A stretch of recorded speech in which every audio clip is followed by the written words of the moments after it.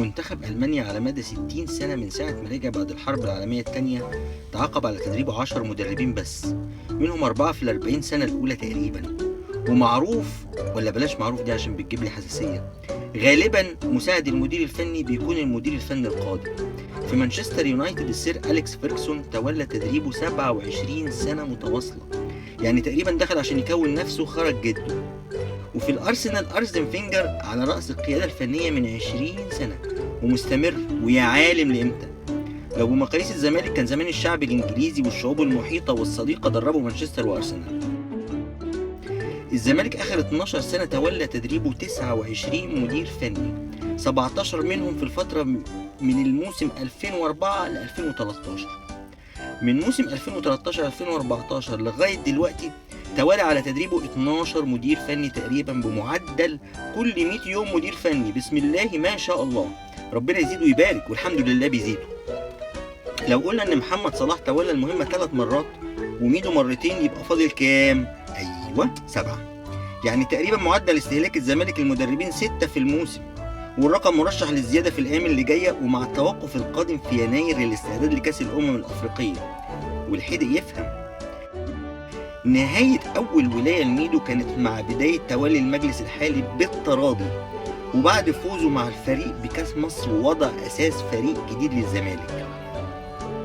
بعد ميدو حسام حسن جه ولعب 3 مباريات في أفريقيا خسرهم، بس نتائج الزمالك أساسا في أفريقيا قبل تولي حسام كانت سيئة، يعني الخروج من البطولة كان مسألة وقت مش أكتر.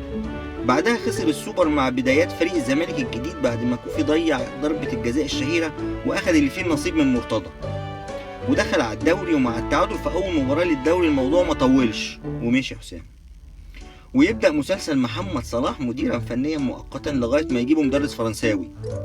تعادل 0-0 مع الشرطة والداخلية وادي دجلة، والآن موعدنا مع باتشيكو.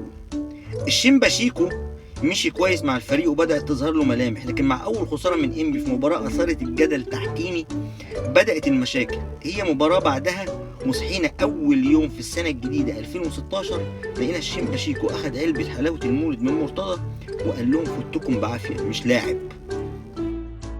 وللمرة التانية على التوازي محمد صلاح مدير فني مؤقت، وهي أيامه بنقضيها. كسب 3 مباريات في الدوري ومباراة في الكاس، وتعادل مع الأهلي ووصل البروفيسير.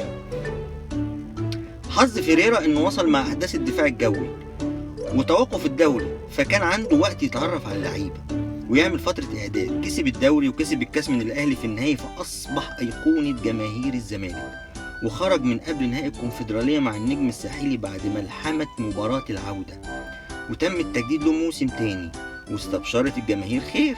لكن على مين؟ بعد خسارة السوبر قصاد الأهلي في الإمارات بدأت مرحلة الخرارة. أنت راجل فاشل، لا عارف تشكل ولا عارف تغير، وأقول أهو أي حد مش عاجبه الكلام بتاعي يشرب من أي خرارة. شكرا لك سيادة المستشار. مش وتعادل في بداية الدوري مع أسوان وكسب 3 ماتشات، ومع أول توقف للدوري صحينا الصبح لقيناه بعت لنا نفس جواب الشيمباشيكو، فوتكم بعافية مش لاعب. هو نفس الجواب، لا حرف زاد ولا حرف نقص. فيريرا أكتر مدير فني طول مع الزمالك في الفترة دي وتعلقت بيه الجماهير وما زالت. لعب 41 مباراة، فاز في 28 وتعادل 7 وخسر 6. وبسرعة يتعاقد الزمالك مع باكيتا، مدرب له اسم مع المنتخب السعودي، يا مسهل.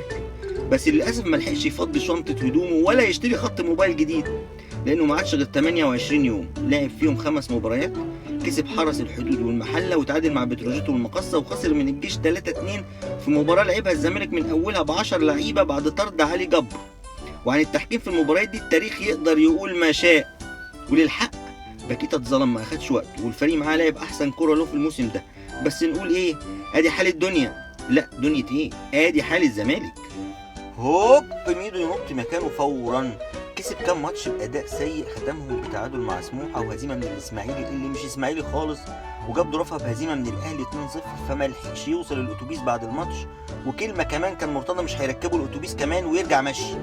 واندلعت المعارك بين مرتضى وميدو على الفضائيات، وكان مسلسل مسلي جدا الكل تابعه.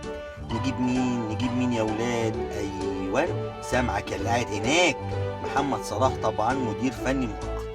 لعب 3 ماتشات، كسب أسوان وتعادل مع دجلة وخسر من الإنتاج، يعني بحسبة بسيطة أبو صلاح مضيع لوحده الموسم ده 13 نقطة. يلا بينا نلف أوروبا نستلقط لنا مدير فني جديد. ماكليش كسب ماتش وتعادل ماتش وخسر ماتش. شكلك مش هتعمر معانا يا ابو المكاليش. بس صبروا عليه لغايه ما عدى الزمالك مولودية بجاية ودخل دوري المجموعات في دوري ابطال افريقيا. يلا بينا نزهق امه لغايه ما يقول حق برقبتي. نجيب له محمد حلمي وجمال عبد الحميد بصلاحيات فنيه، يعني بنقول له اتاخر خدني جنبك ولو محترم امشي. فالراجل خدها من قصيرها ومشي بلا قله قيمه. وتولى حلم المسؤوليه وبدا بدايه زي الفل، 3 انتصارات محليه وانيمه بره. بعدها بدات مرحله كشري الخلافات بينه وبين حفني وكوفي وكهربا، والاداره دخلت على الخط. هو يستبعد اللعيبه من القايمه، الاداره تبعتهم له في السوبر جيت الصبح على اسكندريه، هو يستبعدهم برضو من الماتش المصري، ويتعادل الزمالك ويخسر الزمالك الدوري رسميا. ايه يا ريس هنشيله ولا ايه؟ اصبر على رزقك، عندنا مباراه سان داونز كمان اسبوع تخلص بس ويحلها ربك. وفعلا الاداره والجمهور واللعيبه وحلمي نفسه كان عارف انه ماشي، وحطت الاداره نقطه ونقلت على اللي بعده. بس في عامل مشترك في رحيل اكتر من مدير فني من اللي فاتوا. الشاطر فيكم يقول لي ايه هو؟ ايوه سمعك اللي قاعد ورا يا لئيم، هو حضن محمد صلاح. باتشيكو اترمى في حضنه وبعدها بالسلامه، باكيتا اداله حضن مطاراته من حضنه على المطار دغري. مع حلم الوضع كان مختلف، صلاح حضن الجهاز كله فخرجوا كلهم جمعاء. ويبقى سر حضن صلاح الغامض وعلاقته بالراحلين، ويا عالم ميدو وفيريرا رشقوا في حضنه من ورا الكاميرات ولا لا. نجيب مين يا ولاد؟ نجيب مين يا ولاد؟ خلاص نجيب مؤمن سليمان لغايه ما يبان لنا مدير فني اجنبي، بس ده داخل على قبل نهائي الكاس والنهائي. بوسه بقى وربنا معاه. يدخل مؤمن بصدره وربنا كرمه ب4 في الاسماعيلي و3 في الاهلي وكسب الكاس. ايه ده؟ ما الواد ماشي معاه اهو، ما يكمل بقى لوحده وهو نوفر القرشينات والراجل ممكن يبقى على قد ايدينا. وكمل مؤمن وكسب كمان انيمبا وصعد قبل نهائي افريقيا وكسب الوداد 4 في الذهاب، والدنيا ضحكت له، بس كانت اخر ضحكه من ساعتها. القلق بدأ بالهزيمه المدويه الغير متوقعه من الوداد في العوده 5-2، بس الناس قالت معلش او كده كده صعد النهائي بقايمه ناقصه، وكسب الوداد 6-5 في مجموع المباراتين. نسيبه يركز في النهائي، والجمهور بيحلم وشعاره بقى السادسه يا زمالك، ومباراه العوده على ارضنا يعني نكسب البطوله بس والدولارات هترف مش هنلاحق عليها. ويلعب مؤمن مباراة الذهاب كأسوأ ما يكون، ويخسر البطولة من هناك بالخسارة 3-0 رغم محاولة التمسك بالأمل في مباراة العودة والملحمة اللي عملتها الجماهير، بس واقعيا الأمل كان اتبخر من مباراة الذهاب. الصراحة المرة دي والأول مرة الإدارة تصبر على مدير فني، وبدأ مؤمن الدوري وحقق نفس نتائج فيريرا في بداية الموسم اللي قبله. لعب 4 مباريات، المباراة الوحيدة اللي لعبها كويس اتعادل فيها مع سموحة، و3 مباريات تانيين بلح رغم المكسب، خصوصا الاخيره بين المصري ومستشفى الزمالك الخيري اللي الزمالك كسبها ببركه دعاء مصابينه اللي بيصرف على علاجهم من اصابات في ظروف غامضه. ممكن مؤمن يقعد ويكمل ويكسب ويلعب كويس، بس الاكيد انه مع اول تعثر هيمشي، وهيبدا الزمالك رحله البحث عن مدير فني جديد.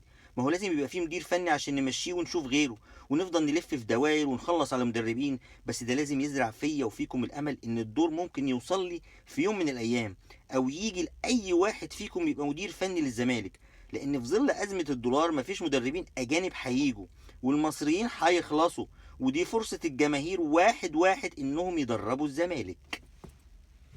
معلش يا استاذ، ناخذ من كل رجل قوي،